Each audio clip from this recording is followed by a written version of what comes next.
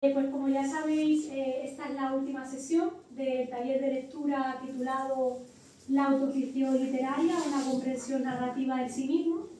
Empezó este mes de septiembre, empezaba a finales de septiembre y acaba hoy la primera edición. Sandra y yo ya estamos pensando ideas para la segunda, sí. A ver si de cara al curso que viene podemos montar algo.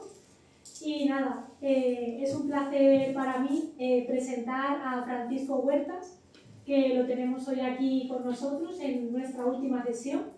Una sesión además muy especial porque tenemos la suerte de contar con un autor actual de autoficción. Él ha publicado una recopilación de fragmentos de un diario en el que narra su experiencia como profesor de filosofía, además de introducir reflexiones sobre distintos temas de carácter filosófico. Entonces, bueno, creo que va a ser muy interesante contar con su presencia hoy aquí. Y bueno, por supuesto, no sé, creo que ya lo he dicho alguna vez, pero Francisco Huertas fue profesor mío de filosofía en el instituto, en Alicante. Así que bueno, ha hecho un gran esfuerzo para venir hasta aquí desde Alicante y os agradezco mucho a todos los que habéis encontrado luego, ya sea para venir aquí presencial o para conectaros online y seguir la ponencia de Francisco. Así que bueno, vamos a darle paso a él para que nos presente algunas ideas de su libro y, como sabéis, la segunda mitad del taller pues la dedicaremos a discutir pues algunas de las páginas, ¿no?, que hemos subido, que os hemos mandado por correo. Las discutiremos conjuntamente, las comentaremos y compartiremos nuestras impresiones al respecto. Así que nada, muchas gracias, Francisco, por venir y le doy la palabra.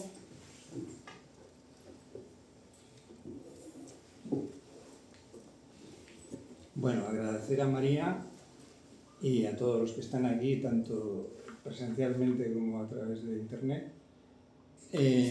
Voy a hablar de un libro que en realidad es un libro autobiográfico, un diario propiamente.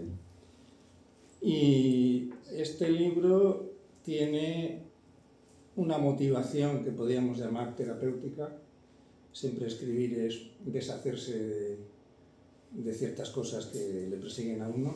Y al mismo tiempo es también una especie de recorrido por parte de mi trabajo. Diario de un profesor de filosofía, 1989-2023, son las fechas en las que yo comencé a trabajar y el año en el que me jubilé, en diciembre del 23. No se trata de un libro de filosofía en sentido académico y tampoco se trata realmente de un libro de simple literatura. Sería un género intermedio en el que hay capítulos, digamos, que son más narrativos, sobre todo la primera parte, como comentaré ahora, y luego predomina la reflexión en la segunda parte. La segunda parte es la más extensa y la que compone propiamente el diario, que está escrito, esa segunda parte, entre el año 21 y el año 23. Hay largos periodos en los que no hay nada escrito, porque esto no tenía una periodicidad, sino que era algo que surgía de una manera espontánea, y sobre todo es un libro que, siendo firmado por mí, es un libro colectivo. Aquí aparecen al menos 60 alumnos con su nombre y con sus reflexiones. Tanto desde el comienzo del libro y sobre todo en la segunda parte, hay algunas clases, no muchas, que se hacían en forma de debate, lo que podríamos llamar el método socrático. Son clases que evidentemente están, por así decirlo, idealizadas o mejoradas, porque están escritas luego en casa, pero evidentemente yo llegaba inmediatamente a casa y procuraba dar forma a aquello que había surgido en el aula de manera espontánea. Y predominan no las clases de filosofía de bachillerato, sino las clases de ética, y fundamentalmente con los de educación secundaria obligatoria. Si hay alguien de fuera de España, la educación secundaria obligatoria dura hasta los 16 años, cuarto, que es un curso en el que, digamos que el alumno todavía no ha perdido la espontaneidad, en algún caso, cosa que luego en bachillerato desaparece casi por completo, y además hay un margen de libertad bastante grande para poder debatir, cosa que el temario de filosofía de bachillerato, sobre todo del último curso, lo impide, ¿no? Bueno, voy a centrarme ya en el libro de una manera temática. Como es un diario, lógicamente está escrito de forma cronológica y empieza justamente con una libreta que yo tenía, un blog de aquellos que tenían anillas, en donde yo escribí en el acto mi debut como profesor en Palencia con P en el año 1989, cuando yo era lo que aquí en España se llama un pollo, ¿no? Alguien recién salido, no de la facultad, llevaba un tiempo en paro, pero no tenía ninguna experiencia. Entonces, a pesar del recorrido cronológico, yo me voy a centrar en cinco temas, que son los siguientes. Por un lado hablaré del oficio, el oficio de enseñar. Por otro lado hablaré de la educación, que digamos que rebasa lo que es propiamente el oficio de enseñar, que sería algo más técnico. Por otro lado hablaré también de la alegría del comenzar. Es una cita, en mi libro hay muchas citas, una cita de Cesare Pavese. Entonces, a partir de ahí hay un capítulo y otro cuarto tema que trataré será la confianza. Este es justamente la confianza entre la certeza y la duda, epistemología del corazón, un debate que se hizo en cuarto de educación secundaria obligatoria, justamente en Navidad, o sea, antes de Navidad. Se cumplirían exactamente ahora 4 años, creo, de aquella clase, o quizá 3, ¿no? El último punto, el penúltimo punto, perdón, que voy a tratar es la infancia, a partir de una cita muy bonita de Nietzsche, que es muy poco conocida, saber ser pequeños. Y el penúltimo punto es lo que se llama pensamiento crítico, pero yo he preferido llamarlo pensar es desobedecer. Y finalmente hay una especie de conclusión o epílogo en el que se habla de la filosofía. Eso sería el último capítulo. El libro, como he dicho, no está organizado temáticamente, sin embargo estos temas digamos que aparecen entremezclados a lo largo de él, ¿no? Bueno, aquí, los que hayan visto la portada, me gustó mucho poner aquí en la portada un muñeco que compré de peluche, de Friedrich Nietzsche, el filósofo. Era un peluche de los que, bueno, se podían encontrar en algunas tiendas, yo lo compré por Amazon, perdón por la publicidad. Hoy en día no se puede encontrar este tipo de juguetes o de mascotas, lo llaman algunos, que la verdad es que son entrañables, son muy simpáticos. Yo lo utilicé, lo llevé a clase hasta que dejé de llevarlo porque realmente se deshacía, ¿no? Es un muñeco como el que tenemos con unas fotografías y algún vídeo también en clase cuando yo explicaba en la materia de segundo de bachillerato el tema de Nietzsche, que estaba justo al final, ¿no? Bien, acerca del oficio de enseñar voy a comentar brevemente, por ejemplo, 2 prólogos del libro. El libro tiene 5 prólogos, pero no hay que asustarse porque son prólogos muy breves, son prólogos de apenas una página, página y media, ¿no? El primer prólogo, y aquí aparece el sentido del humor, se llama prólogo analógico. El prólogo analógico, es decir, el comienzo del libro, después de una cita introductoria, o sea, una dedicatoria, y 2 citas introductorias, dice lo siguiente. Este libro que tiene el lector en sus manos nació en la mente del autor como fruto de su oficio de profesor de secundaria. Su carácter minucioso, el del autor, le permitió registrar desde el principio esta noble pero devaluada labor de enseñar. Encontrarán aquí, en el libro, una mixtura de acontecimientos, relatos y reflexiones, no sistemáticas ni complacientes con quienes esperen anécdotas divertidas y entrañables. Es decir, no se trata de un libro de anécdotas. Realmente yo creo que solamente hay un par de anécdotas que tienen que ver con mi propia infancia, no con sucesos ocurridos en clase. Procuré, cuando empecé a escribir, que el libro fuera no una colección de gazapos. La palabra gazapo no sé si se utiliza, pues aquellos disparates que circulan por exámenes y circulan en clase, sino que fuera más bien el fruto de ese pensamiento conjunto que surgía en clase en el que yo también aprendía con ellos, ¿no? En este primer prólogo, del que he leído solamente el primer párrafo, ya tenemos el oficio de enseñar no solamente como una forma de vida, sino también como una forma, como un camino casi, aunque suene pedante, de perfeccionamiento. Yo creo que si el alumno sería como la novela de aprendizaje que inicia el camino en el cual, a través del contacto con los compañeros, con el profesor y sobre todo con los pensadores, en este caso, aprende a pensar viviendo o aprende a vivir pensando en compañía, ¿no? Yo creo que esto es fundamental. En el segundo prólogo del libro, siguiendo con el tema del oficio de enseñar, en la página 13, que voy a leer completo porque es un prólogo brevísimo, dice lo siguiente. ¿De qué trata esta obra? Para empezar, de mi propia vida. Michel de Montaigne se dirigió al lector en sus ensayos de manera inequívoca. Ainsi, lecteur, je suis moi-même la matière de mon livre. Presunción o modestia. Yo soy la materia de mi libro. ¿Por qué tendría un lector cualquiera que leer mis experiencias y mis pensamientos? ¿No somos los profesores los que tenemos la obligación social de compartir los conocimientos que antes recibimos de otros? Entendida así la cadena del saber, solamente somos testigos en esta carrera de relevos que es la cultura. Por más que un yo autor se crea único, su singularidad es revivir en el aula, en la vida, lo que antes otros también experimentaron.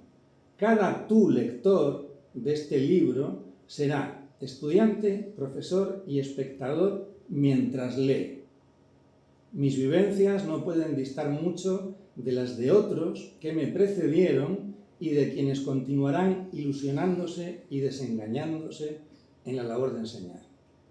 Bueno, aquí la idea sería de el profesor o el individuo que cree que está ocurriendo algo único, singular, en el aula, probablemente sin saberlo está reviviendo lo que antes sucedió, lo que antes probablemente él vivió cuando era alumno con un profesor que a su vez luego el alumno que está escuchando a este profesor, que en este caso puedo ser yo, y aquí tenemos un ejemplo de María, revivirá posteriormente una situación análoga en esa especie de diálogo interminable en el cual la cultura es justamente esa carrera de relevos.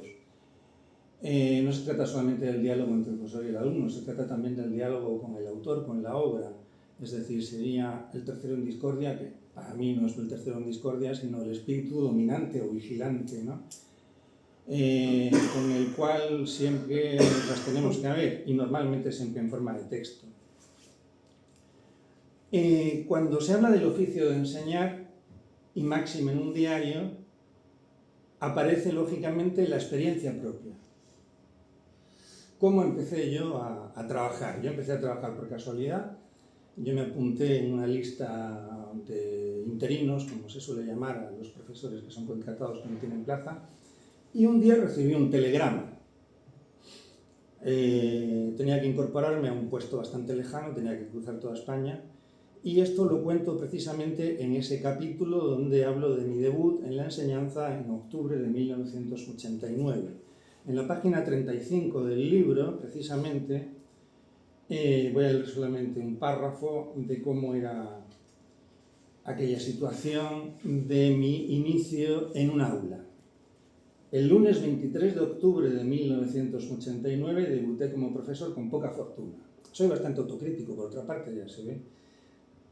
El tren de Palencia a Venta de Baños me costó 80 pesetas. Yo trabajaba en Venta de Baños, que es una localidad cercana a la provincia de Palencia, en Castilla y León, y iba en tren al trabajo. Conocí a la profesora de Ciencias Naturales, leonesa, que iba en tren todos los días con el instituto, y a la de latín, también leonesa, aunque vivía en Palencia. Esta última me trajo de regreso a Palencia en su coche. Comí en el restaurante Sandoval con el profesor de dibujo, la profesora de ciencias, y voy contando una serie de anécdotas que son, por supuesto, totalmente prescindibles. Pero aquí lo interesante sería cómo fue el enfrentamiento, y nunca mejor dicho enfrentamiento, porque siempre supone como una especie de salida al ruedo, ¿no?, utilizando el lenguaje taurino, con el alumno. Las clases comenzaron bastante mal, sobre todo en primero de BUP. Primero de BUP sería el equivalente al actual tercero de educación secundaria obligatoria, es decir, alumnos de 14 años. Alumnos que, a pesar de ser pocos y a pesar de separarlos, evidentemente no podían respetar en ese momento lo que podía ser mi autoridad académica o el profesor. Ya en esa época había algunos problemas, por así decirlo, de disciplina. Bien, estas anécdotas que yo cuento al principio y que yo escribía en directo conforman el inicio del libro, que poco a poco evolucionará hasta ser un libro en el que la reflexión se sobrepone por completo al acontecimiento, a la anécdota. El oficio de enseñar es también, o al menos lo era en esa época, un viaje en el sentido espacial de desplazamiento. En la página 49, siguiendo con el oficio de enseñar, comento otro momento de mi comienzo, en este caso en otro instituto, en el año 1999, con otro telegrama. Y digo lo siguiente, brevemente. Hasta marzo de 1999, en que vino otro telegrama, que me llevó al Instituto de Bachillerato de Saldaña, no volví a trabajar, mis recuerdos son dispersos, bucólicos y primaverales. Llegué cuando el invierno castellano se confunde con el entretiempo, a sustituir a un colega que tenía baja por depresión, constante entre los docentes. Recuerdo un arroyo, una fábrica de campanas, chopos en el trayecto entre el hostal y el instituto. Un mes estuve como profesor y me viene a la memoria un conserje que miraba obsesivamente los zapatos, comprobando la pulcritud, porque un calzado lustroso es la puerta de presentación de la persona. Unos alumnos que se fugaban, sabían que yo iba a estar poco tiempo, y jugaban al fútbol mientras yo daba clase al resto. El buen comportamiento en general de los chicos, los profesores eran jubilosos y gastaban bromas en la minúscula sala de profesores. Por ejemplo, aquel día en que una compañera de física y química puso un plato de polímeros que simulaban cortezas y snacks. Bien, hasta aquí serían seleccionados brevemente algunos fragmentos de mi inicio como profesor. Y me gustaría rematar este primer bloque del oficio de enseñar con una cita muy bonita de Tolstoy, en la que habla de cómo debería ser un profesor. Pertenece a los escritos pedagógicos del autor ruso y dice lo siguiente: si un profesor solo tiene amor por la tarea, será un buen profesor. Si un profesor solo siente amor por sus alumnos, como un padre o una madre, será mejor que el profesor que ha leído todos los libros pero no siente amor ni por el trabajo ni por los alumnos. Si un profesor combina en sí mismo el amor por el trabajo y por los alumnos, es un profesor perfecto. El trabajo de enseñar no solamente es educar, no solamente es aprender conjuntamente, sino que es, desde mi punto de vista, transmitir el entusiasmo por la cultura. Cuando yo empecé a dar clase de filosofía, tenía la idea, la sigo teniendo, quizá todavía hoy en día, aunque de otra forma, que la filosofía y la literatura son inseparables. Que la cultura, entendida como no solamente un conjunto de conocimientos, sino también un conjunto de valores, un conjunto de hábitos y una forma de estar en el mundo, una forma de vida, en la que uno queda unido con una serie de obras que han creado a lo largo de la historia, es también un camino de perfeccionamiento. En ese sentido, creo que el profesor de filosofía, y estoy hablando del instituto de secundaria, es un transmisor del entusiasmo por el arte, por la belleza, por la verdad y por el bien. palabras algunas que pueden sonar un poco ridículas, con cursis, pero que siguen siendo esenciales. La educación es, en ese caso, no solamente una tarea colectiva de entusiasmo y de compartir, sino que es también la tarea de humanizarse, ¿no? Sabemos que uno no se humaniza solamente en el aula, se humaniza viviendo, se humaniza primero naciendo, compartiendo con los padres, con los hermanos, con los vecinos, con los amigos, los medios de comunicación. Encontré en un libro de Heidegger una cita sobre qué es la filosofía muy hermosa, la encontré por casualidad, el libro es Conceptos fundamentales de la metafísica, creo que se llama. La cita es de Novalis y me gustaría abrir con esta cita que aparece al comienzo del prólogo de la segunda edición del libro, que vale no solamente para la filosofía, sino para la cultura en general. La cita dice lo siguiente: la filosofía es en realidad nostalgia, un impulso de estar en todas partes o en casa. A mí me parece una cita maravillosa. Heidegger utiliza esta cita para desarrollar luego una serie de reflexiones sobre algunos conceptos como el aburrimiento, por ejemplo. Y es un fragmento de Novalis, que evidentemente Heidegger encontró, no sabemos si por casualidad. Esta idea de una filosofía como nostalgia y como un impulso de quedar reunido en todas partes es precisamente una definición muy bonita de la cultura también, ¿no?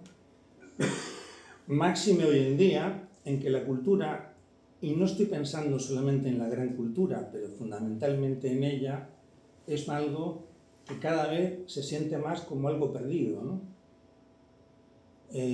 Comentaba yo con María, y lo comento con frecuencia, cómo la distancia entre la obra de un autor clásico, y no solamente de la literatura o de la filosofía, podemos pensar en un cuadro, podemos pensar en una sinfonía, en una ópera, y el lector moderno, o el contemplador o el espectador moderno, esa distancia va creciendo.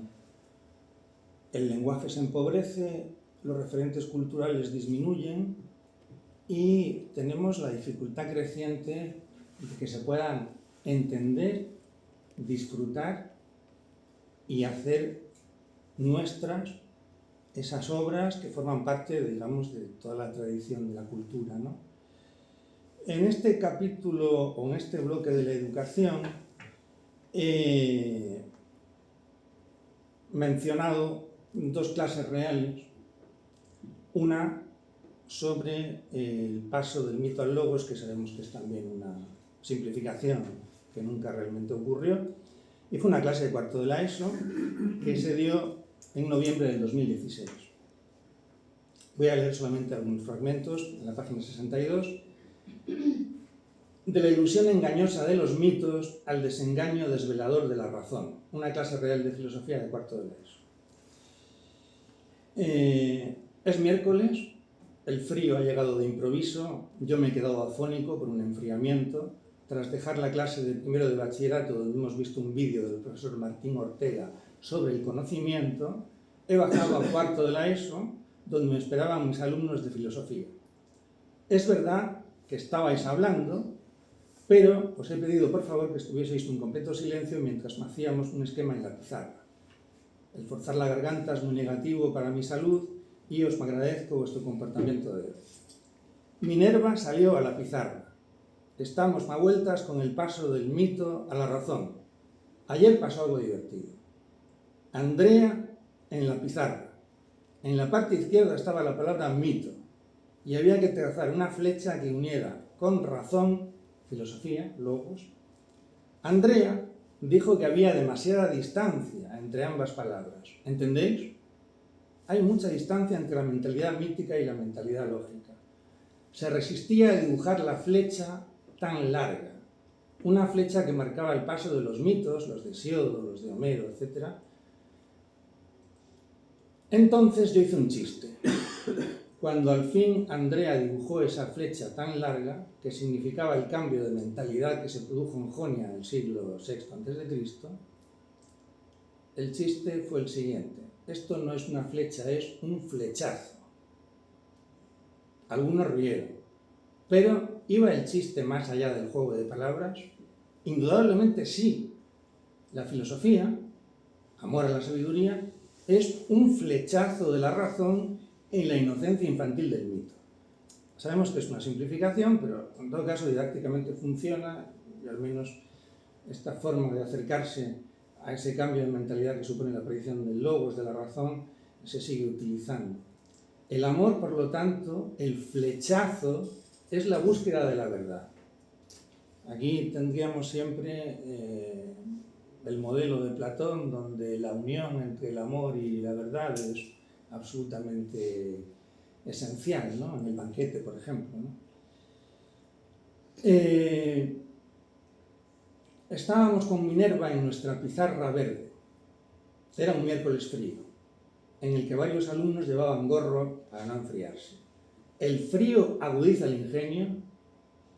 ¿O es mejor el calor mediterráneo como tuvieron los griegos antiguos para pensar?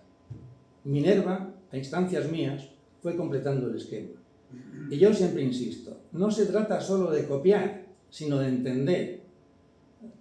En secundaria, no sé si en la universidad pasa, tienen la manía de estar copiando y no escuchar al profesor.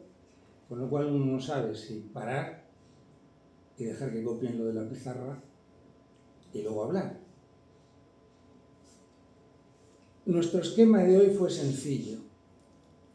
En el esquema podíamos leer cómo la nueva mentalidad racional filosófica, sí, aquella del flechazo, del amor a la sabiduría, surgía con los filósofos presocráticos. Bien, así sigue el capítulo y hay al menos alguna anécdota, podríamos llamar, que son muy reveladoras de cómo cierta intuición basada en la vivencia personal del alumno puede ayudar a entender mejor, no solamente al resto de compañeros, incluso al profesor, algunos problemas que son de una aridez conceptual importante. Minerva contó cómo explicó a una niña pequeña el cambio de estado del agua de líquida a sólida, con una antropomorfización que al final es lo que hacen los mitos. Alejandra, muy contenta, recordaba los vídeos de ciencia con dibujos donde los microbios y las células eran figuras humanas. El hielo se forma por el frío. Es como si el agua se abrigara y se contrajera, como nosotros cuando nos ponemos una manta y nos apretamos. Así hace el agua para defenderse del frío. Ingenioso, esto lo dijo Minerva. Una respuesta adaptada a medio camino entre la mentalidad mítica y la racional. Fue precisamente la analogía que Minerva utilizó para explicarle a una niña pequeña, que no sé si era hermana suya, el cambio de estado de líquido a sólido. En esta tarea de educar, en esta tarea de compartir el entusiasmo por la cultura, he mencionado la clase de la ilusión engañosa de los mitos y el paso al desengaño desvelador de la razón, y me gustaría comentar brevemente otra clase real que ocurrió el mismo año y con el mismo grupo, hablando del problema del cambio en la filosofía. Como vemos, son temas muy similares. En el libro siempre utilizo alguna fotografía, en este caso es una fotografía mía también, del río Duero, en Oporto, y hay un título de una película, se basa en una novela he olvidado el nombre del autor, pero era economista también, San Pedro, ¿no? ¿Sí? San Pedro, el nombre no recuerdo. San Pedro, el río que nos lleva. Entonces, esta imagen es muy bonita, nos recuerda siempre Heráclito, ¿no? La imagen del río y la contemplación de un gran río, el río Duero, el Douro, en Oporto, la fotografía y la clase real, en la página 72-73, tenemos, por ejemplo, lo siguiente. Vuelvo a citar a Heidegger, precisamente el mismo libro que citaba anteriormente. Se extendió en España la palabra rayarse, no sé si es con Y o con L, que viene a significar dar demasiadas vueltas en la cabeza a algo, estar obsesionado con algo y no avanzar en el pensamiento. Pero precisamente ese rayarse es lo que caracteriza la filosofía. Su toque distintivo, su esencia. La cita de Heidegger es muy bonita. Por cierto, Ortega copia bastante esto, dice lo siguiente: Este moverse en círculo de la filosofía es de nuevo algo que repugna el entendimiento vulgar. En este movimiento circular, lo decisivo no es recorrer la periferia y regresar al mismo lugar, sino mirar al centro en cuanto tal. El centro solo se manifiesta en el dar vueltas en torno a él. Siempre suele suceder que alguien pregunta, pero ¿por qué no se llega a ninguna conclusión? Tanto tiempo hablando, tantas preguntas, ¿cuál es la respuesta? Solemos decir que lo importante en filosofía es preguntar, no responder. Preguntando estamos dando vueltas en un círculo o, como apunta Heidegger, desde esa aparente periferia del volver de nuevo a la misma pregunta, estamos mirando a un centro esencial del que sentimos nostalgia. Y aquí está la cita de Novalis.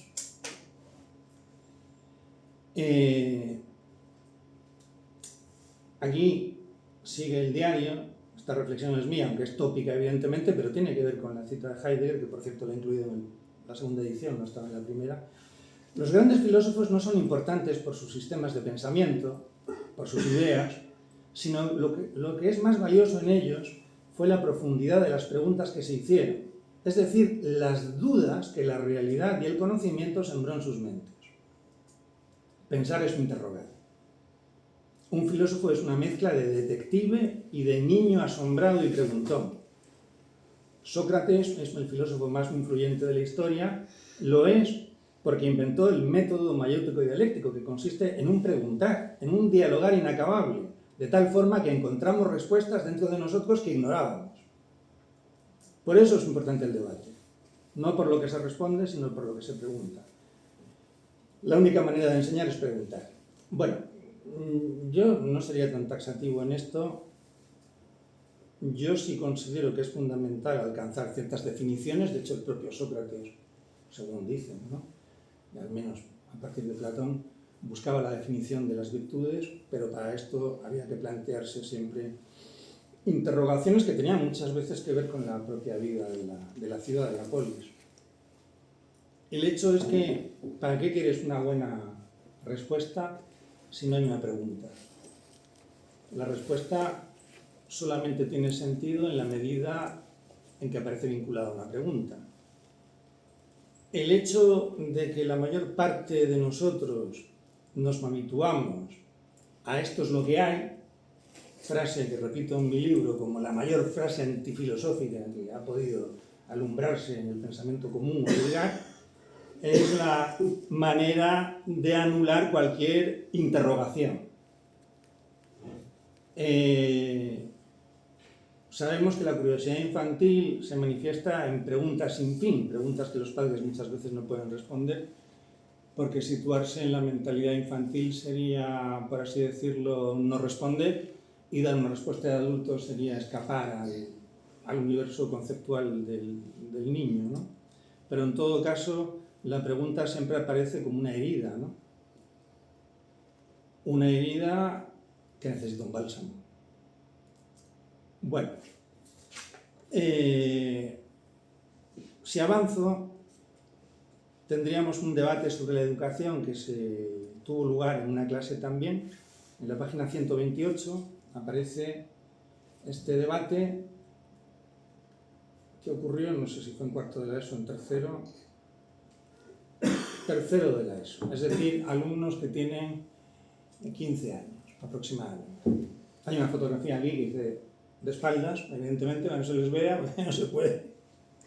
Aquí estábamos viendo un reportaje donde se hablaba de Ramón Sampedro, que no tiene que ver con el autor, el novelista economista, sino que era un señor que era un pescador que pidió la eutanasia porque se tiró y se quedó parapléjico, y bueno, hicieron luego una película que se llama Mar Adentro, de Alejandro Amenábar, y bueno, estos son los temas que aparecen casi siempre en ética. Solamente lo mencioné, ellos ni vieron la película. Y aquí empieza el capítulo que se llama Debate sobre la educación una vez más, diciendo lo siguiente. un profesor tiene ante sí un reto casi insuperable: fomentar la libertad de pensamiento y al mismo tiempo conseguir que los estudiantes aprendan contenidos. Antes hablábamos de esa especie de dualidad, de conflicto entre preguntar y responder.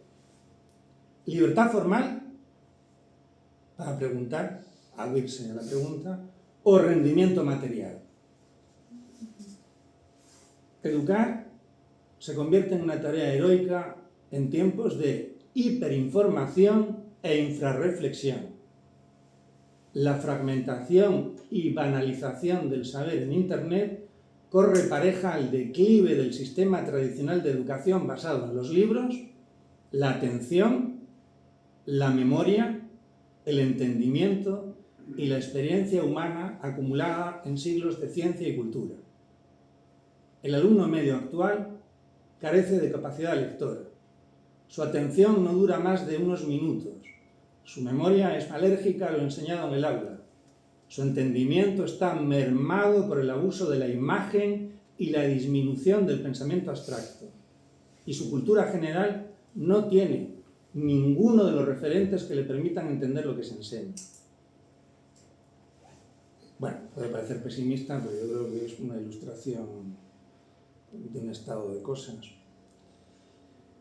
Hace un año aproximadamente inauguraron la segunda sucursal de la Casa del Libro, estoy haciendo publicidad de una empresa en la ciudad de Alicante, y hablando con un dependiente de la tienda me decía: se venden muchos libros físicos de papel. Yo recuerdo la Casa del Libro de la Gran Vía de Madrid, evidentemente, ¿no? La original, ¿cómo era? Pues en la década de los 90, cuando yo empecé a frecuentarla. Una gran librería, no solamente por su espacio, sino porque había muchos libros de muchas editoriales.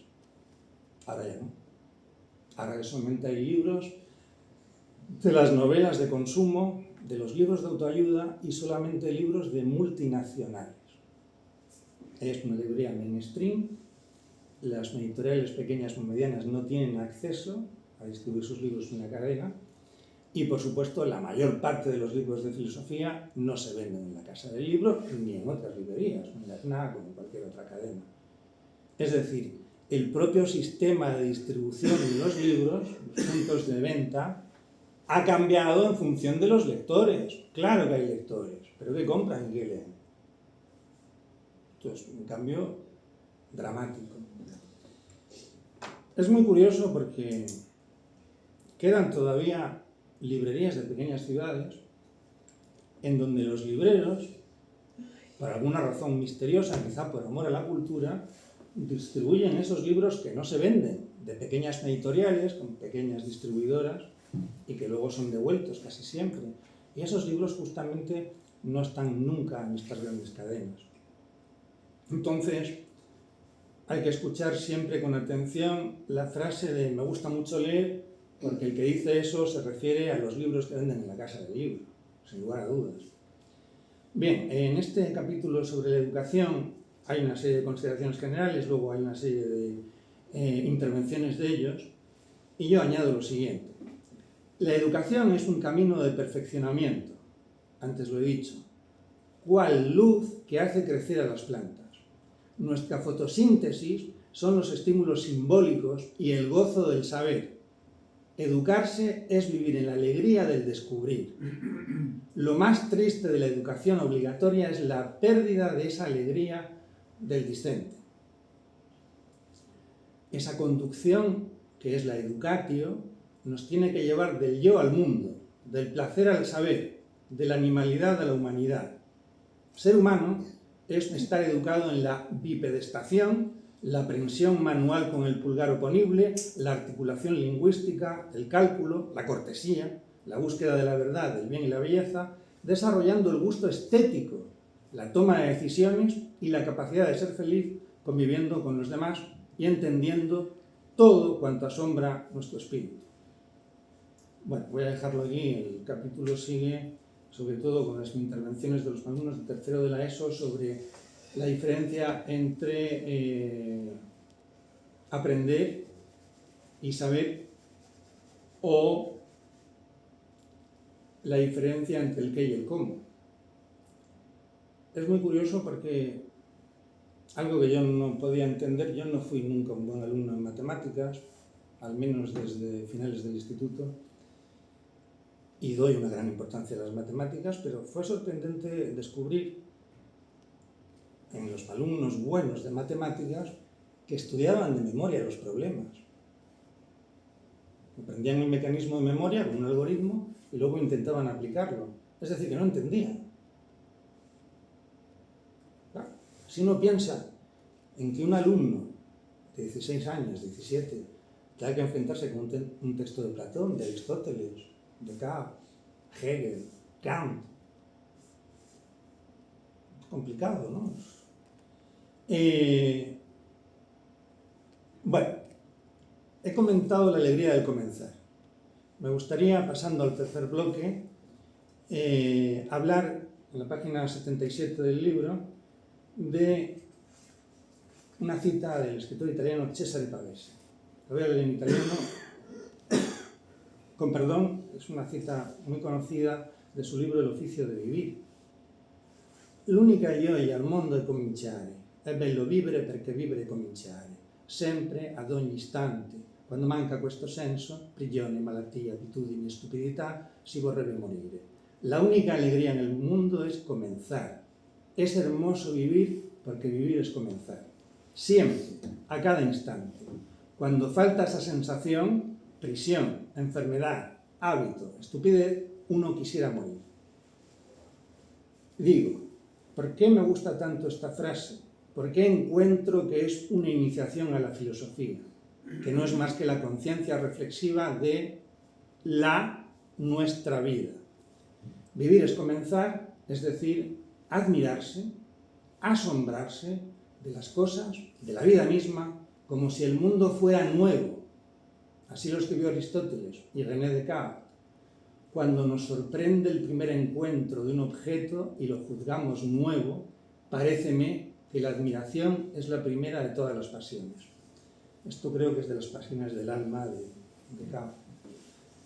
Hay, dice Pavese, 4 situaciones que nos impiden la alegría del vivir, del comenzar, de la admiración, del asombro, de la celebración. Estas 4 son la prisión, la enfermedad, el hábito y la estupidez.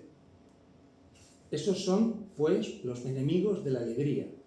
La pérdida de la libertad, de la razón, la pérdida de nuestra condición de animales que quieren saber y vivir haciendo del mundo una novedad que nos impulse y nos llene. ¿Cuánto asombro hay en el comienzo de nuestro pensamiento cuando, admirándonos, nos damos cuenta de lo que nos falta, la verdad? Y no nos queda otra que comenzar a pensar con todas nuestras fuerzas. En la ignorancia se puede sobrevivir, pero no vivir. El comenzar lo simbolizo, lo represento, lo visualizo en la imagen del alumno de 11 años que llega al instituto, el primero de la ESO, educación secundaria obligatoria, y pregunta, habla, molesta, se mueve, se ríe, pues un niño.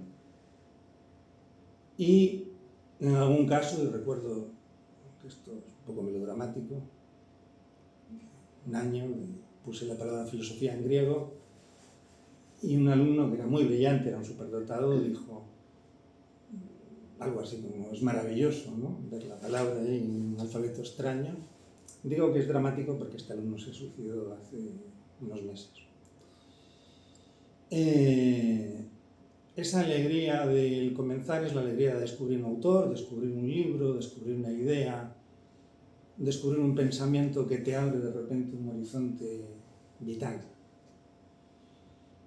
Y aquí aparece otro tema, que es la confianza. La confianza es justamente otro debate que yo resumí en el libro, en el capítulo de la página 77, página 106, y se titula, como he dicho antes, La confianza entre la certeza y la duda, epistemología del corazón.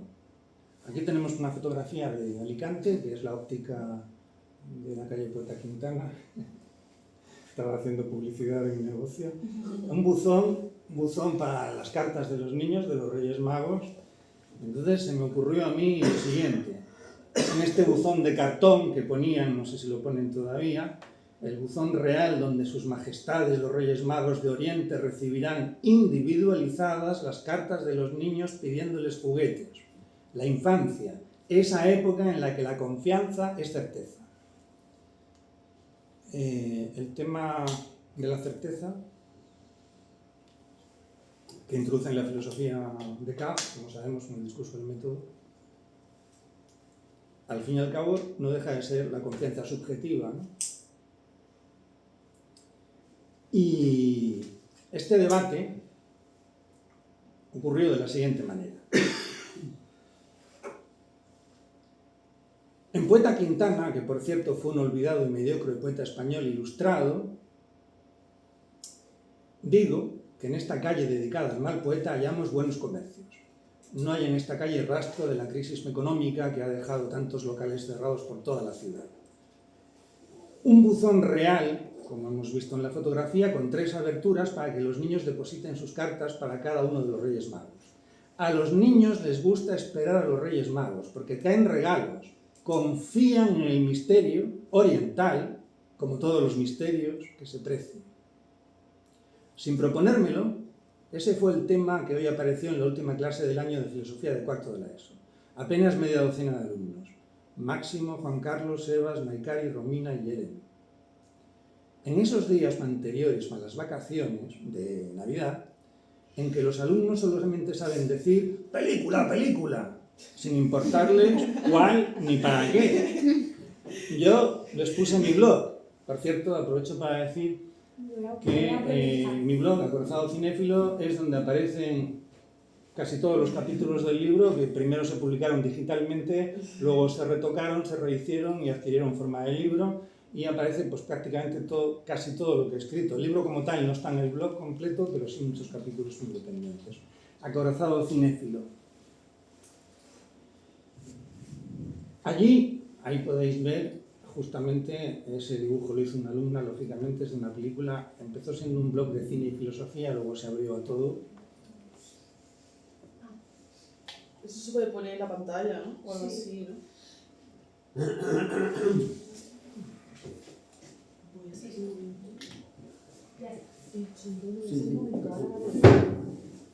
¿Puede? Sí, sí, gracias. Bien, simplemente con que vean el nombre es suficiente, ¿no? Sí. Acorazado Cinéfilo.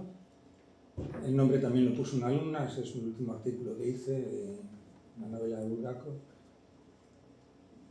Vale, continúa. Sí, bien, pues estaba comentando aquel debate sobre la confianza y en el blog, en Acorazado Cinéfilo, en una entrada que yo había escrito, vimos que en el cine de juicios, los juicios de los abogados, de los fiscales, de los casos, es absolutamente fundamental distinguir entre certeza, opinión y duda.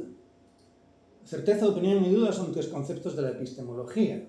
Lo vemos en cuarto de la ESO, pero luego también aparece sobre todo en la asignatura de primero de bachillerato, y todos los autores que se centran en la epistemología, especialmente en segundo de bachillerato, ¿no? Desde Platón, pues, la alegoría de la caverna, la alegoría de la línea, etc., ¿no? Los conceptos de certeza, opinión y duda son grados del conocimiento estudiados en la epistemología en este tema. Son vitales porque permiten condenar o absolver a una persona. La seguridad en las pruebas empíricas, apoyadas en la argumentación racional, lógica, de los profesionales del derecho, son la garantía de un proceso judicial justo. La libertad, la vida y el honor de un ser humano dependen del grado de seguridad que se tenga de lo sucedido. El conocimiento no es un pasatiempo.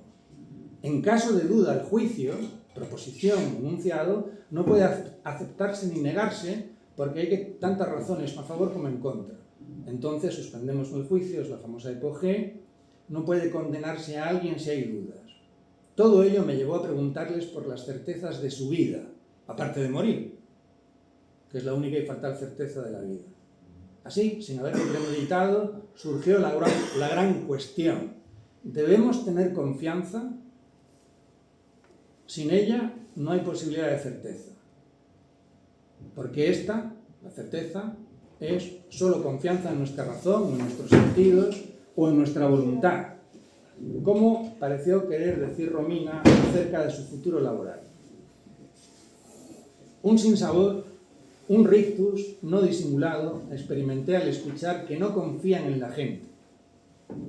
Ninguno de ellos, de los alumnos que aquel día estaban en el debate, alumnos de 15, 16 años, espera que un desconocido les devuelva el dinero extraviado, o el teléfono móvil, el celular. Ni siquiera confían en las personas que se presentan como amigas. Juan Carlos, el alumno, fue el primero en negar esa confianza en el ser humano. Jeremy, por cierto era testigo de Jehová, como se puede apreciar aquí, dijo que en la Biblia, o evangélico, no sé, se dice que no se puede confiar en el prójimo. Me pareció imposible. Máximo buscó el pasaje en la Biblia. Sacaron el móvil, evidentemente. Y el pasaje dice: maldito el hombre que confía en el hombre, maldito el que se apoya en su propia fuerza y aparta su corazón del Señor. Será como una zarza en el desierto, no se dará cuenta cuando llegue el bien. Morará en la sequedad del desierto, en tierras de sal donde nadie habita. Naikari, testigo de Jehová, aquí no lo pone, ¿no? Lo estoy añadiendo yo. Aclaró que el texto significa que el verdadero amor y por lo tanto la verdadera confianza solamente se deben a Dios. Invocar la Biblia para desconfiar de las personas va en contra del amor universal que el propio libro predica.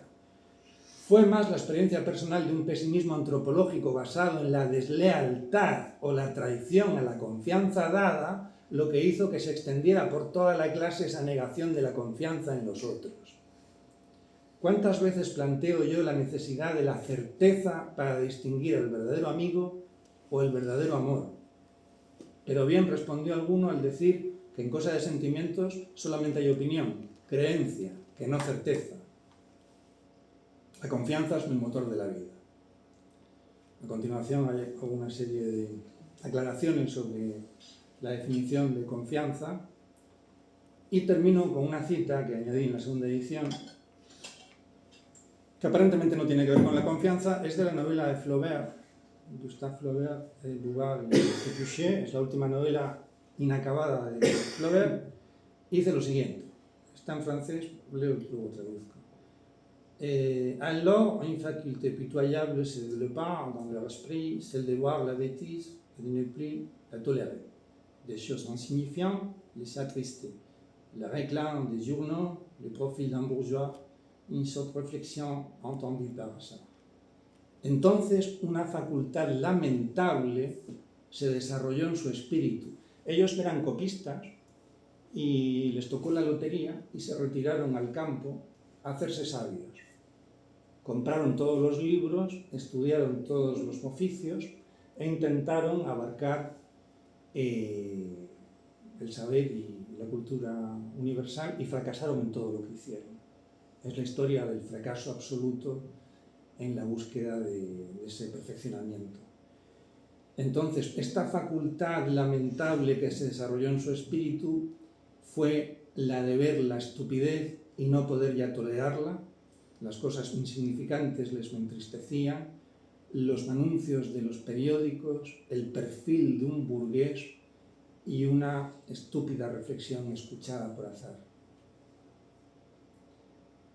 Es decir, la melancolía, el desencanto, anula la confianza. No solamente la confianza en los demás, sino la confianza en el saber. La confianza en la verdad, porque claro, perder la confianza es dejar de creer en la verdad. Dejar de creer en la verdad es también dejar de creer en la gente. Una novela triste. Esta cita es muy famosa y Borges lo citaba en un ensayo suyo como un momento clave en el desarrollo de la literatura decimonónica. Flaubert, el autor de Madame Bovary, en esta novela prácticamente llega a un nihilismo, ¿no? En unos personajes que son realmente estúpidos, ¿no? La infancia.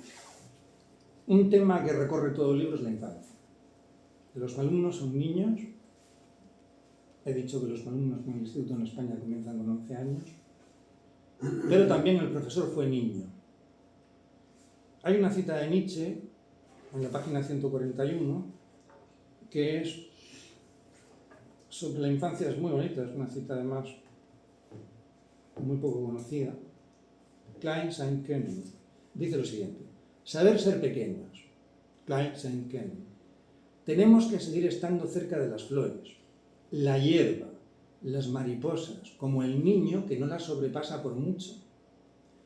Nosotros adultos somos en cambio más altos y tenemos que agacharnos hacia ellas. Pienso que las hierbas nos odian cuando declaramos nuestro amor por ellas. Quien quiera participar de todo lo bueno tiene que saber ser pequeño a ratos. La cita pertenece al Caminante y su sombra, que sería como la segunda parte de Humano demasiado humano. Y me parece una cita bellísima y además profundamente certera acerca de la importancia de que el profesor sea niño también. No en el sentido negativo de que se comporte como un ingenuo o se infantilice, sino en ese sentido de la alegría del descubrimiento, de la inocencia. Digo lo siguiente: Friedrich Nietzsche escribió que hay que saber ser pequeños, Klein Saint-König. Tenemos que seguir estando cerca de las flores, como he citado, la hierba, las mariposas, como el niño que no las sobrepasa. Este vínculo con la naturaleza, con la vida, con la inocencia del devenir, sabemos que es otra frase famosa de Nietzsche, que reconcilia el saber con la vida y hace de aquel, del saber, una celebración de esta. Qué distintas las clases con los pequeños de primero de educación secundaria obligatoria, los de 11 o 12 años, frente a los mayores de segundo de bachillerato, los de 18 años, donde había alegría y curiosidad, es decir, esa alegría de los niños que están cerca de las flores, de la hierba, de la vida. Luego llega la tristeza y el aburrimiento. Cuando hablo con mis colegas profesores, no suelen entender mi reflexión o mi queja de cómo la curiosidad y el entusiasmo por el saber se desvanecen conforme los niños se transforman en jóvenes. Nadie parece dar importancia a este hecho. Y es la teoría, el razonamiento, lo que más alegría despierta en los chicos. Entender su vida, que tiene la altura de una flor, pero mira al cielo y el sol. Esa es la clave de la educación, que tenga su raíz en la propia vida, pero se eleve, como la copa del árbol, a la sabiduría que conecta la tierra con las ideas. Esta imagen también es platónica. Siempre se pone Platón y Nietzsche, pero probablemente tienen más en común de lo que parece. ¿Qué significa ser pequeño? ¿Por qué el saber nos eleva? ¿Puede el alumno ser pequeño y grande a la vez? La educación es el camino por el que marchan los pequeños mientras van creciendo cada día. Esto recuerda un anuncio de Petit Suisse, por lo menos un anuncio que había en Francia antiguo que decía algo así como petit à petit, on devient moins petit, ¿no? Poco a poco se convierte en menos pequeño, ¿no? Va creciendo, comiendo el Petit Suisse, ¿no? Una especie de yogur. Dice lo siguiente: el impulso que nos hace andar cantando y llenando nuestro ánimo de admiración y asombro viene de nuestro contacto con la naturaleza, con nuestra inocencia, con nuestra infancia. Nadie que no sea niño podrá jamás aprender por estar demasiado lejos de las flores. La potencia cognitiva de un niño es idéntica a su potencia vital. Incluso en aquellos chicos que se apartan de los juegos y la compañía, es su instinto el que conoce, por más desarrollada que tengan la lógica, la memoria o la atención. La sed de saber es instintiva, y aquí encontrar un maestro que sea niño, es decir, apasionado, es tan decisivo. El profesor es pequeño y grande a la vez. Es pequeño porque ama. Solamente hay amor en la infancia. Es grande porque camina, corre, vuela, en pos de esa luz que hace brillar su mirada y deslumbra la mirada del niño, la luz del saber. Bueno, podéis ver aquí mi entusiasmo, pero... la infancia aparece a lo largo de todo el libro y especialmente en un capítulo que tiene el título de un poema de Francisco Briñas, un poeta español, valenciano, fue premio Cervantes, y su poema se llama Los espacios de la infancia. Y además me he puesto las fotografías mías de niño, en aquella época de finales de los 60, o en mitad de los 60, donde nos fotografiaban junto a una máquina de escribir y con un libro, ¿no? Entonces eran fotografías de un fotógrafo profesional que venía a la escuela, y el poema de Francisco Brines, solamente leo algunos versos, dice lo siguiente: ¿por qué las cosas de la infancia guardan las estancias secretas de la realidad? Porque el ser existía y no existía el tiempo como si fuese siempre este acabar. Todo es siempre presente, pues todo se sucede y nada acaba. No hay tiempo, solo espacios. Y todo allí vivía, en la infancia, el mundo descubierto y el ser, aquel asombro. Veis que siempre todos los temas se solapan, se superponen. La cita de Pavese, los versos de Brines, la cita de Nietzsche, el descubrimiento, la infancia, el regreso, la inocencia. El editor imaginario me pide que cierre este libro ya. No había ningún editor, lo estaba escribiendo y no tenía ningún editor, luego lo busqué y... bueno. Mi intención es dar a la imprenta antes de jubilarme. Este libro se leyó justamente unos meses después de jubilarme. ¿De qué puede hablar un jubilado sino de la infancia, de los días de escuela? Y aquí cito un recuerdo personal. No recuerdo mi primer día en la escuela, pero por las fotografías, como se puede ver aquí, yo era un niño cabezón con flequillo. Ser nieto de la maestra doña Piedad me marcaba. Tengo más recuerdos de las dominicas en Palencia. Desde el balcón mi madre veía a un niño temeroso escondido detrás de la monja en el patio del colegio. Bien, yo voy contando una serie de anécdotas que simplemente voy a saltar. Hay algo interesante aquí, y es recordar la escuela, al menos yo la recuerdo así, que era un lugar y una atmósfera. Recuerdo las pizarras, el sol que entraba por las ventanas en los fríos inviernos, porque en la infancia los inviernos eran fríos. Las cuentas matemáticas, los análisis morfológicos, las áreas de los polígonos, las canciones que salían de la radio, cito a Francisco Brines, las cosas de la infancia guardan las estancias secretas de la realidad, escribe el poeta. Me pregunto si en el mundo infantil hay cosas o acontecimientos. Tiendo a evocar cosas, imágenes, olores, que solo se recobran al envejecer, como el anuncio del jabón en Ode Pravia, un anuncio muy antiguo, en el que era el olor el que despertaba todos los recuerdos, como en la novela de Proust, En busca del tiempo perdido.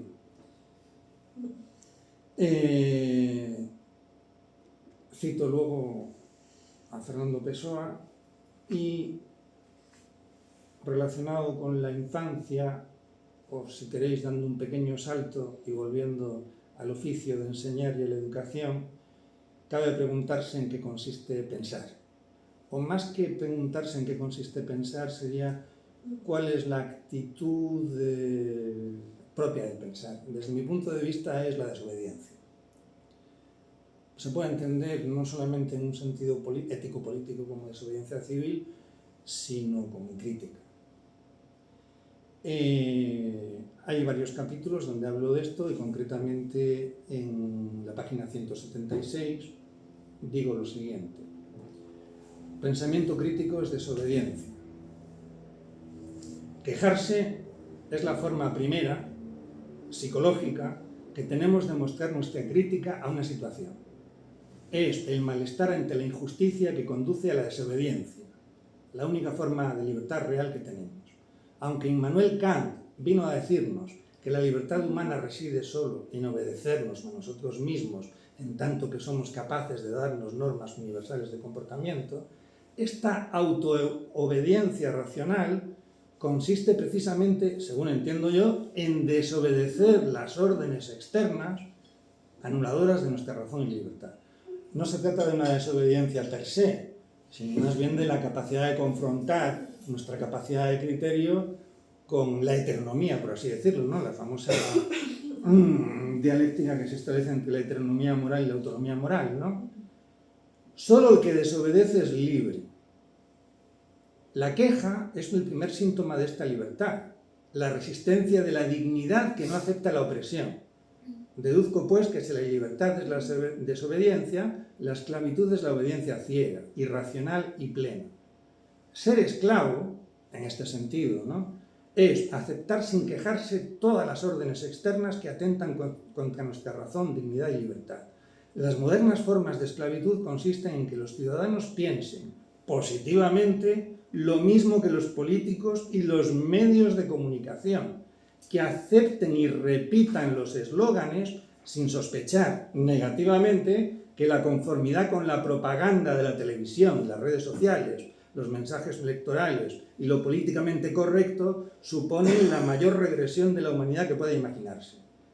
El poder político mediático nos machaca con la necesidad de fomentar el pensamiento crítico, identificado con la filosofía, pero cuando alguien ejerce en la práctica esa capacidad crítica, es decir, cuando alguien desobedece, cuando alguien se rebela contra ese mismo poder, la represión es implacable. La condena de Sócrates es el inicio de la historia de la filosofía. Platón comprendió que la injusticia de la democracia ateniense era fruto de su ignorancia. En esto, 25 siglos no han cambiado nada. La democracia persiguió la voz desobediente del filósofo. Por mucho que el mismo Sócrates asegurase respetar las leyes de Atenas, lo cierto es que él no se cansaba de preguntar por las plazas y palestras a quienes decían saber, poniéndoles un ridículo. Sí, la desobediencia se inicia en el cuestionamiento de un orden impuesto, sea de la mayoría de un grupo. Y a continuación, una crítica contra los más cercanos. Y contra mí mismo, en todo caso, también. Cuando veo a mi alrededor a profesores que obedecen cada instrucción burocrática, cada veleidad pseudopedagógica sin cuestionarse nada, cuando escucho a personas preparadas que repiten dogmáticamente las arengas de la televisión o de la publicidad, sin tomarse la molestia de contrastar otras fuentes, cuando observo la indiferencia de los alumnos ante las grandes y desasosegantes preguntas sobre la existencia, no puedo sino decir, con nuestro compañero José, el sistema ha ganado. Nuestra obediencia es su poder. Voy a tomar un poco de agua.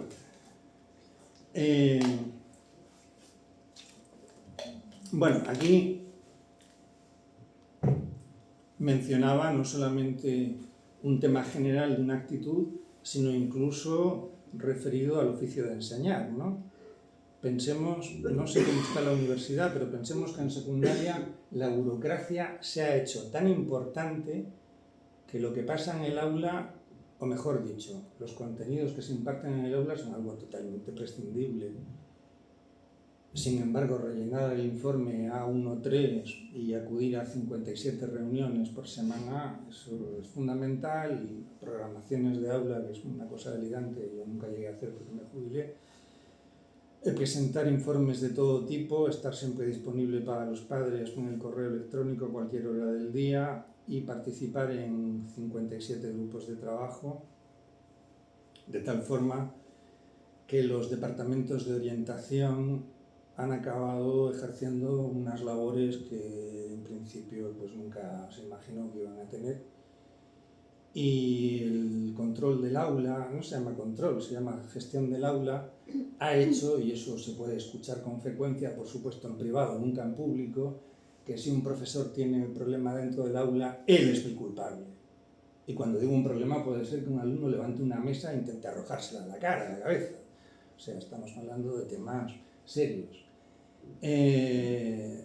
Lamentablemente, yo no sé hasta qué punto esto se generaliza, los directores de instituto cada año denuncian cada vez más a sus propios compañeros ante la inspección por cosas tan baladíes como cerrar la puerta del aula, salir al recreo, dejar encerrado a un alumno y otras mil. No se trata de no cumplir con el temario, que eso no van a denunciar jamás a ningún profesor por eso.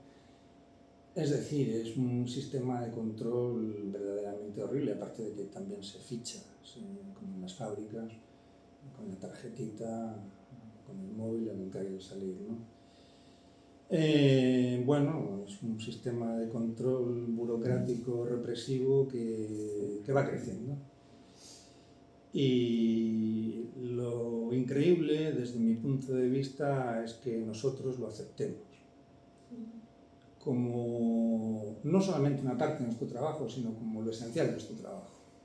No voy a leerlo porque aquí no es mi lugar, no sois profesores de secundaria, pero vigilar el váter, vigilar el patio, vigilar el pasillo, impedir que un alumno esté en una zona no autorizada. He puesto una fotografía con muy mala leche aquí, que no sé si encontraré, que es, a ver si la encuentro, esta fotografía del instituto donde yo trabajaba, en el que también estudió María.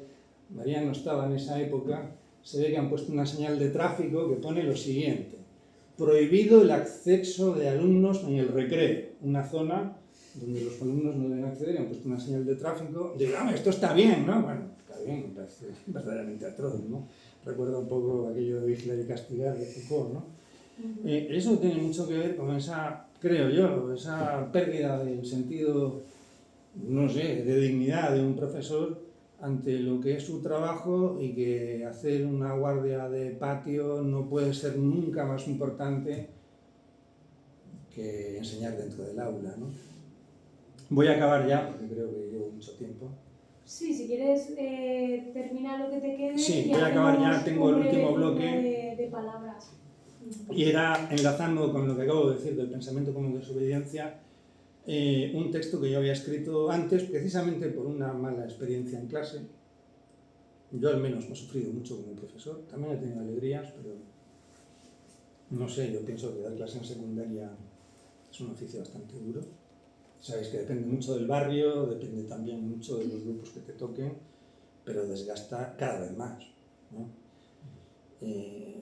La presión no viene solamente de lo que pasa dentro del aula. Estoy comentando como un compañero, un director es un compañero, no es una persona que tenga una eminencia, es un cargo de alguien que es un compañero tuyo en una asignatura, y bueno, pues es un gestor y te denuncia a un compañero, que me parece algo verdaderamente terrible. Hay una reflexión mía combativa quizás, sobre lo que puede entenderse como filosofía. Sabemos que hay muchas maneras de entender la filosofía. Antes citaba el fragmento de Novalis, que es precioso, pero también hay una manera de ver la filosofía, digamos, en un sentido más político, si se puede entender, en un sentido amplio, y es la famosa pregunta: ¿para qué sirve la filosofía? En la página 233, ya al final del libro, escribí lo siguiente: llegando a la tan famosa pregunta de los que desconfían o rechazan la filosofía, ¿para qué sirve? Respondo lo siguiente: la labor del profesor de filosofía es la más entusiasta de cuantas puedan darse, porque dentro de cada uno de nosotros existen unas preguntas vitales, un afán de saber, una voluntad de verdad que nos eleva de nuestra condición animal, o peor, mecánica, de consumidor, productor, emprendedor, deudor, seguidor y súbdito. Ahí tenemos todo lo que un ser humano es hoy en día: consumidor, productor, emprendedor, deudor, seguidor y súbdito. Ninguna de esas condiciones hace posible el acceso a la filosofía. La filosofía es útil porque útil es pensar en nuestro proyecto de vida. Útil es saber qué es el mundo, quiénes somos, quiénes nos dominan, qué es nuestro lenguaje, qué son nuestros valores, normas, fines y dilemas morales. La verdad es nuestro afán, sea una verdad sistemática o parcial, crítica o legitimadora del orden. Dice mi profesor Francisco Jarauta, que todavía anda impartiendo clase por esos mundos, en la Universidad de Murcia, que el ser humano tiene como horizonte la felicidad. No, dice, el ser humano no tiene como horizonte la felicidad, sino la verdad. Y ese afán de saber, que recuerda Aristóteles al comienzo de su metafísica, es útil en la medida en que es necesario, porque lo necesario racional es lo único realmente necesario, y además es la expresión de nuestra libertad. Solo porque disponemos de la capacidad de pensar somos libres, en la medida que lo seamos. Kant expresa esa libertad racional en la palabra autonomía. Somos humanos y ejercemos nuestra autonomía, nuestra capacidad de darnos normas a nosotros mismos, no viviendo a merced de las normas que vienen del mercado, de la iglesia, el gobierno, los medios de comunicación o nuestros deseos ciegos y egoístas. Para eso sirve la filosofía, para ser humanos. Atreverse a pensar. El lema ilustrado que nos dio Kant, eso es la filosofía. Atreverse es acto de la voluntad, pero una voluntad racional, porque la razón surge cuando se piensa contra algo. El poder negador de la razón es la expresión de su utilidad. La razón se atreve a pensar contra los sentidos, los mitos, las tradiciones, los dogmas, los métodos cosificadores de las ciencias naturales, los valores económicos, las ideologías políticas, contra los prejuicios morales. Esa es la verdadera utilidad. Hacer de nuestra conciencia reflexiva juez, fiscal y testigo de una realidad que puede negarse, superarse, transformarse, en tanto que está alienada, manipulada, oculta y sometida. La reflexión, como el sol que alumbra más allá de lo necesario para la vida, limitada de quienes nacen para estudiar lo que les mandan, trabajar en lo que les dejan, gastar en lo que puedan y morir sin molestar. Por estas palabras recibí ataques. Me atacaron en internet, pues es frecuente, se llaman haters. Y finalmente, quizá una reflexión más modesta, ¿he sido útil en el camino de mis estudiantes? Supongo que no. Seamos realistas. He sido uno más entre sus muchos profesores, de asignaturas más útiles y atractivas para ellos. Aprendieron la belleza de lo inútil conmigo, porque citaba aquí el libro este, que no recuerdo ahora de quién era, de Nuccio Ordine, ¿no? La utilidad de lo inútil. Exacto, sí. Aprendieron la belleza de lo inútil conmigo, quizá unos pocos. Y entonces cito algunas cosas que aparentemente son secundarias, pero para mí son muy importantes. Quiero recordar que a Luna, una alumna que se matriculó en filosofía en Granada, luego lo dejó, se le quedó grabado aquello de la música inaccesiblemente bella de Giorgi Ligeti. A Dani, otro alumno, que luego fue policía local, alumno brillante, los poemas de Fernando Pessoa. Cierto escalofrío escuchando en un radiocassette a Jacques Brel, cantautor belga, en la clase de ética de segundo de vida. Son estas cosas, como podéis ver, esto no es lo del libro, esto lo cito yo, las que quizá puedan permanecer como currículum oculto. El currículum oculto, al menos, vamos a llamar cultural, o que pueda sembrar algo en el alma del alumno, ¿no? Y no solamente que recuerden que es del Barça, ¿no? Que es lo que recuerdan cuando te encuentran años después. Yo procuro ser discreto y no decir, tú eras el que se sentaba junto a la ventana, porque no me acuerdo del nombre, pero ellos, si tienen ese recuerdo del currículum oculto, porque no se acuerdan ni de tu nombre, ni de qué asignatura les diste, sí que recuerdan que eras del Barça, ¿no? Entonces quizá ese despertar, esa curiosidad o ese entusiasmo, no solamente por lo relacionado con la filosofía, sino por la cultura en general, si llega a algunos, es muy valioso. Por supuesto, mi trabajo ha sido mi vida. A pesar de mis notables carencias personales, bueno, estoy hablando pues, de problemas de memoria, etc., supe usar la imaginación y el entusiasmo, aparte de una voluntad de hierro en mejorar como enseñante, no como preparador, pues puedo decir con sinceridad que he sido, a mi entender, un buen profesor y un mal preparador. Tenemos que pensar que en el instituto los profesores de segundo bachillerato estamos sometidos a las notas de selectividad, ¿no? Entonces, claro, si te miden por eso, pues, es un tema, claro, es una medición objetiva, siempre se puede decir, ¿no? Nunca supe separar mi vida de mis pasiones y enseñar, platicar, dialogar, debatir, aprender todos juntos en el aula usando la razón, la experiencia y los afectos ha sido mi vida. Bueno, lo último que aparece en el libro, que es una cita que incorporé en la segunda edición, es de un poema de Borges. Yo creo que Borges, Jorge Luis Borges, no era un gran poeta, era un gran narrador y ensayista, pero estos versos yo creo que expresan muy bien el contenido de todo el libro y quizá de la relación entre la filosofía, la educación, el saber, la cultura, el entusiasmo. Dice lo siguiente Borges. Arte poética. Cuentan que Ulises, harto de prodigios, lloró de amor al divisar su Ítaca, verde y humilde. El arte es esa Ítaca de verde eternidad, no de prodigios. También es como el río interminable que pasa y queda, y es cristal de un mismo Heráclito inconstante que es el mismo y es otro, como el río interminable. Bueno, esto ha sido un poco la presentación del libro, que salió en 2024, la segunda edición es del 2025. Fue un libro que ya presenté en Barcelona, en Valladolid y en Alicante, pero aquí también me gustaría decir que como el mundo editorial ha cambiado tanto, este libro tiene una editorial, aquí pone el nombre de una editorial, pero lo he pagado yo, con lo cual el libro lo he tenido que vender yo como he podido. Cierto es que estuvo en algunas librerías porque yo le insistí a la editorial, pero prácticamente no tuvo distribución en librerías. Es muy difícil competir hoy en día con las multinacionales que lo acaparan todo, Planeta y otras, ¿no? Y se editan muchos libros. Yo no sé si este libro es bueno o malo, desde luego es un libro personal.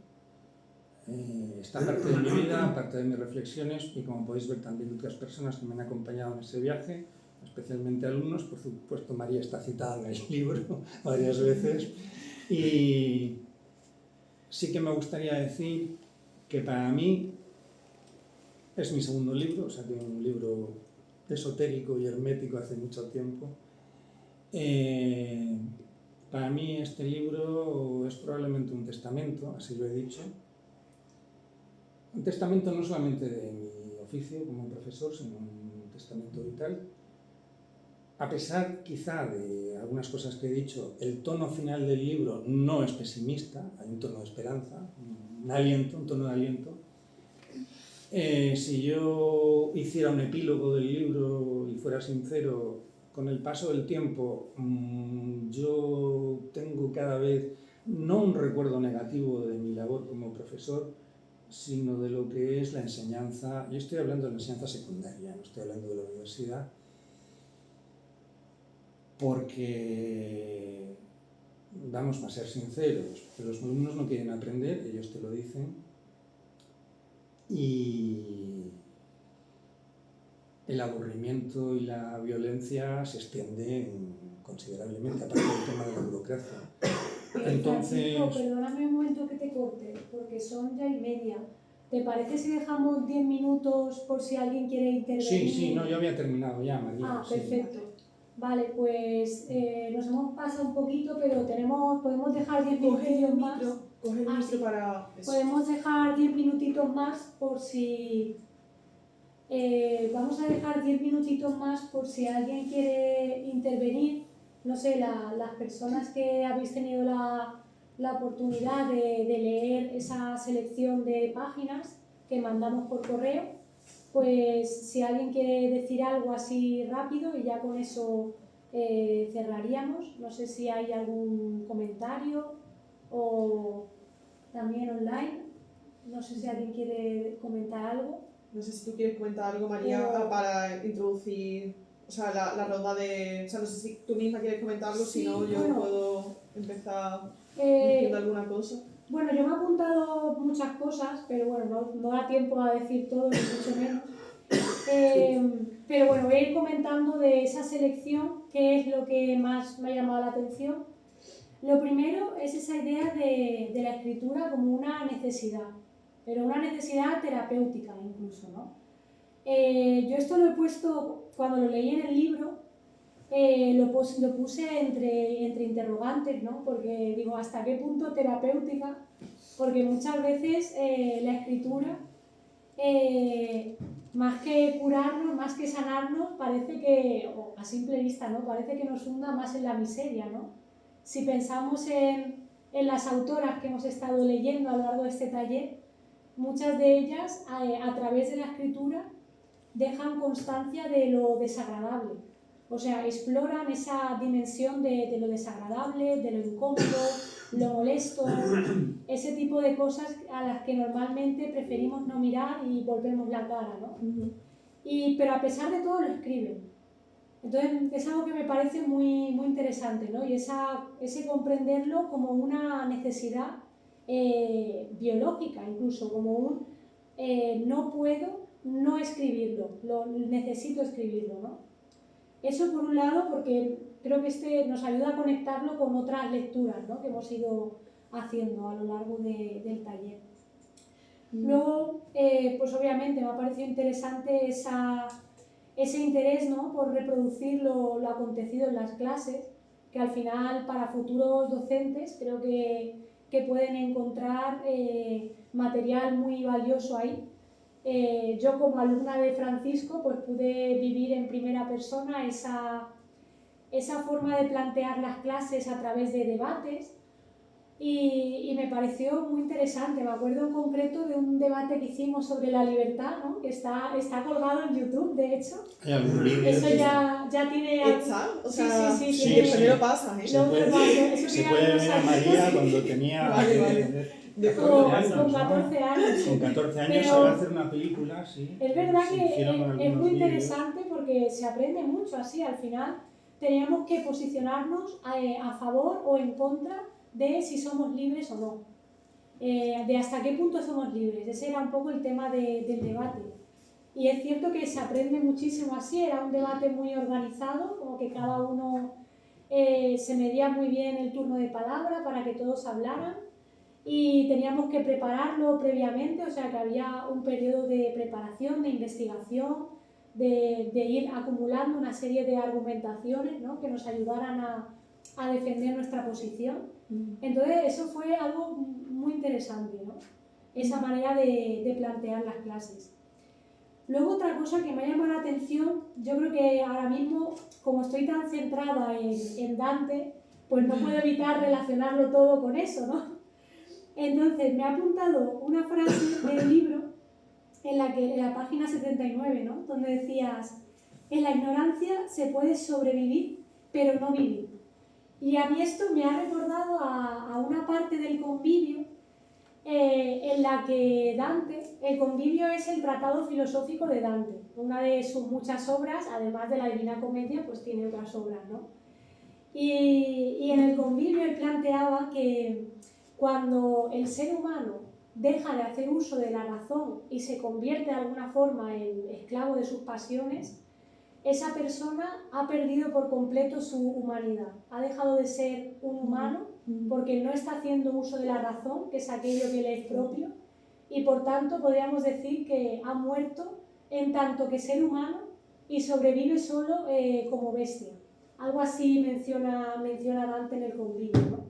Entonces esa frase de en la ignorancia se puede sobrevivir, pero no vivir, pues me ha recordado mucho a la frase de Dante, que no me la he apuntado, pero bueno, tendré la cita por ahí guardada seguramente.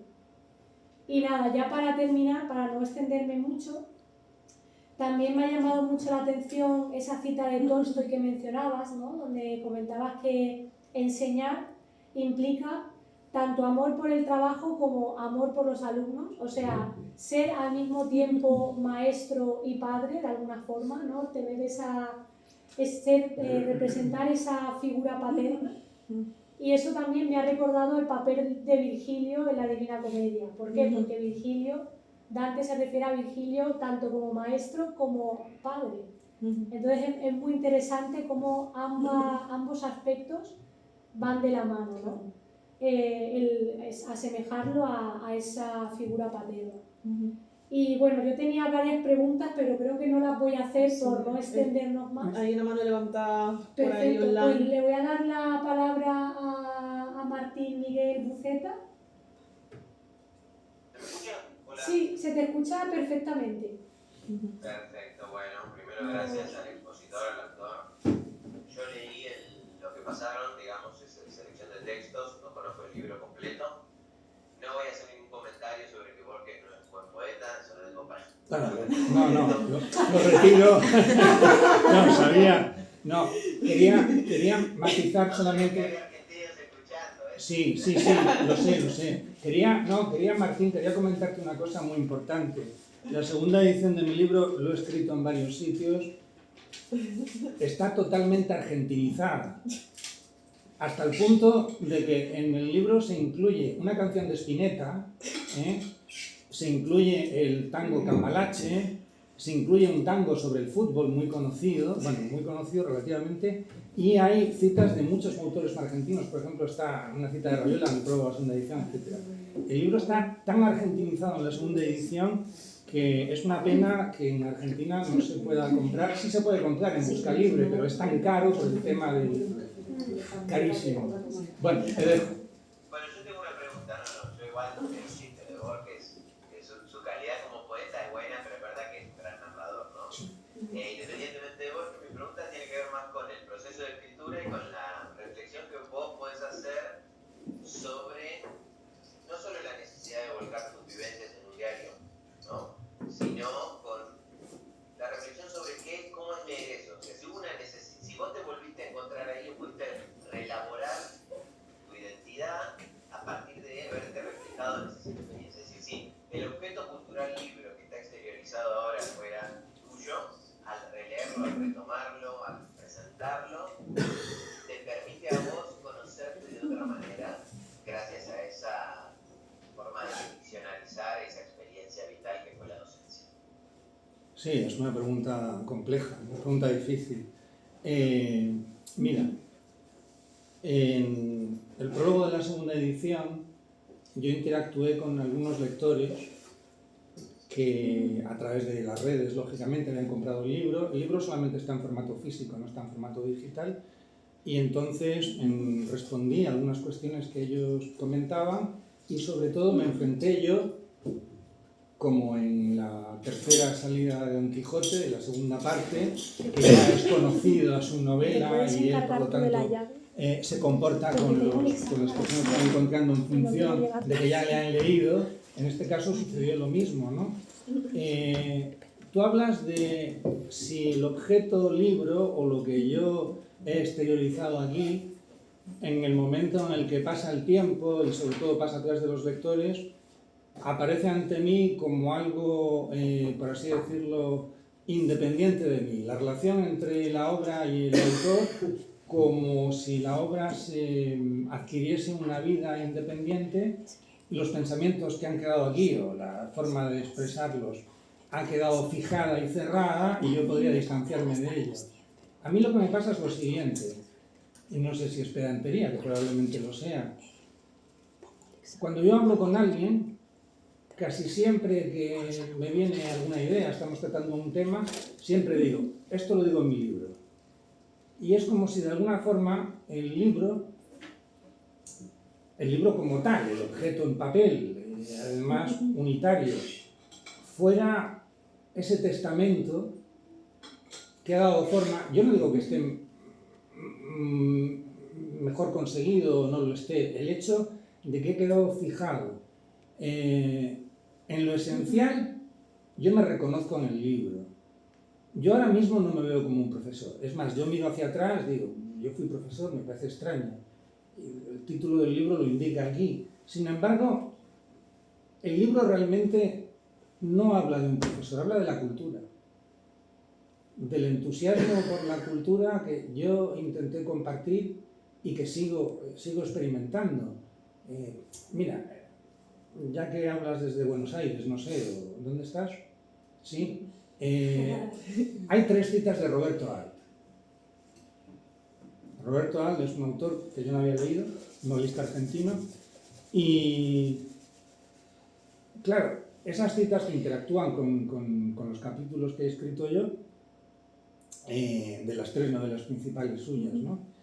De alguna forma son la manera en la que otros autores legitiman, o, ¿cómo te diría yo?, dan forma a ciertas cosas que yo he intentado expresar, pobremente, con dificultad, y que yo me sigo reconociendo en ellas. Es decir, la obra sé que es independiente de mí, en el sentido de que esta obra, si cae en manos de un lector, va a tener una vida propia, el lector va a añadir o va a proyectar en ella necesariamente sentimientos, pensamientos, vivencias que yo no he tenido. Hay 2 frases en francés, una que creo que utilizan los lacanianos, no estoy seguro, que sería, en el prólogo de la segunda edición he dicho lo siguiente: cuando uno escribe y tiene la obra ante sí, él puede decir, je suis ce que j'écris, yo soy lo que escribo. Claro, pero ahí no acaba el tema, porque luego llega el lector.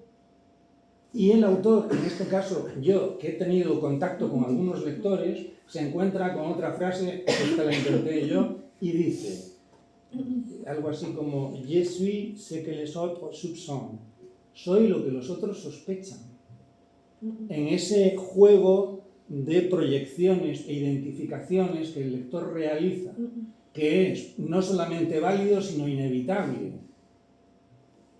También cito, estuve expurgando mucho el prólogo de la segunda edición de la Crítica de Razón Pura, por aquello del prólogo de la segunda edición de Kant, y encontré esta frase que creo que es bastante adecuada. Dice lo siguiente: el peligro, en este caso, no es el de ser refutado, sino el de no ser comprendido. Claro, pero el problema de la comprensión de la obra es que realmente ya no depende del autor. Yo soy totalmente contrario a que lleven al autor a que explique su libro. O sea, yo puedo llegar aquí y hablo de mi libro, pero si os fijáis, yo prefiero leer el libro que explicar qué estaba sintiendo yo, qué quería decir, cuál era mi intención. Creo que la intención del autor, desde mi punto de vista, que rechazo el psicologismo por completo, psicologismo, la teoría de la creación, de la teoría estética, sería como someter la obra o reducir la obra a la vida del autor, a la biografía. No. Este libro lo contemplo en la medida de su imperfección, pero porque es mío, trata de mi vida, como un clásico. Y clásico se refiere a algo que va a vivir independientemente de mí. Francisco, ¿te parece si damos la palabra a Sandra para comentar ya algo? Yo es que quería comentar alguna cosa, pero como sé que estamos cortos de tiempo, era simplemente por una pregunta, ¿vale? Una pregunta de curiosidad. Necesito el micro. Vale. No me quiero extender mucho porque sé que tenemos limitaciones de tiempo por actividades tan mundanas como poner exámenes parciales de final de cuatrimestre, pero quería preguntarte por una cosa que habías dicho al inicio de la charla, ¿vale? Y que tiene que ver con que has dicho algo así como que has visto, o por lo menos imagino durante los últimos años en los que estuviste dando clases, una pérdida de la espontaneidad. Y claro, también es verdad que aquí obviamente algunos aquí presentes hemos dado clase o damos clase en la universidad y claro, creo que no estamos tan conectados con la dimensión social, ¿vale? de la enseñanza como si estáis los profesores de secundaria.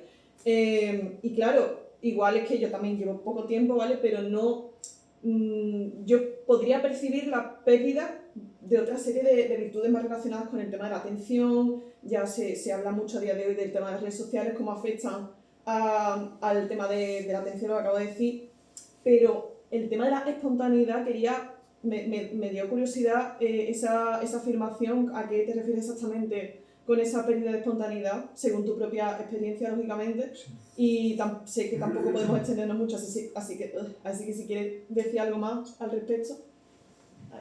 Bueno, voy a intentar ser breve, cosa que es difícil, porque sabéis que tengo tendencia. Mira, hay una uniformidad creciente por las redes sociales, en el lenguaje, en la forma de vestir. Eso es muy significativo. Una anécdota, y con eso casi te respondo. Una vez en una clase, creo que era con los de cuarto de la ESO, es decir, pues 15, 16, les pregunté: ¿sois libres? Cada uno elegís la ropa que os ponéis, la forma de hablar, vuestros gustos. Sí, totalmente, yo. Y entonces yo miré sus zapatos, todos iguales, muy parecidos. Digo, ¿esto es casualidad? La forma de hablar, la uniformización. Sabemos que siempre las generaciones tienen una cierta, por así decirlo, un lenguaje compartido, pero hoy en día eso ha crecido mucho, hasta el punto de que es muy difícil escuchar cosas muy originales y salirse, digamos, del lenguaje, la uniformización en el vestir y en el pensar, la estandarización, por así decirlo. Se da en el mundo adulto, pero también se da, porque al fin y al cabo eso es un reflejo social. Entonces yo pensaba básicamente en eso, Vale, pues voy a cerrar el taller. No, vale. tengo que ir. Ya nos vemos mañana, ¿no? Sí. A las 12. Sí, mañana a las 12. Seguro. Sí, mañana a las 12 seguro. Vale. Bueno, Hasta luego. Adiós. Gracias por venir. Gracias. Adiós. Bueno, ya con esta última intervención vamos a cerrar nuestro taller. Bueno, Alessia había puesto un comentario que lo leemos en voz alta que dice: muchas gracias. Como profesora de secundaria, ella es profesora de secundaria en Italia, en Turín. El tema me interesa mucho. Escribir ayuda mucho a reflexionar y a mejorar sin perder nunca la ilusión. O sea, ella también se dedica, ella es profesora de secundaria, aunque está haciendo el doctorado al mismo tiempo, ya acabándolo. Así que nada, muchas gracias por tu comentario, Alessia. Y bueno, como ya sabéis, esta es la última sesión. Sandra y yo esperamos poder repetir este taller en un futuro, quizá el próximo curso, que viene. si conseguimos cuadrar las fechas. Así que nada, muchas gracias por vuestra asistencia. Para las personas que formen parte del programa de doctorado y queráis pedir la constancia justificativa, tenéis que mandársela a Jesús Fernández Muñoz, ¿vale? No sé si tenéis su correo, si lo buscáis os saldrá. Entonces, en un mismo documento le ponéis el nombre del taller y el número de horas totales a las que habéis asistido, ¿vale? Y él os la firmará. Acordaros de que es una actividad reconocible por el programa de doctorado, así que os puede servir para llegar a ese mínimo de horas que nos piden. Así que nada.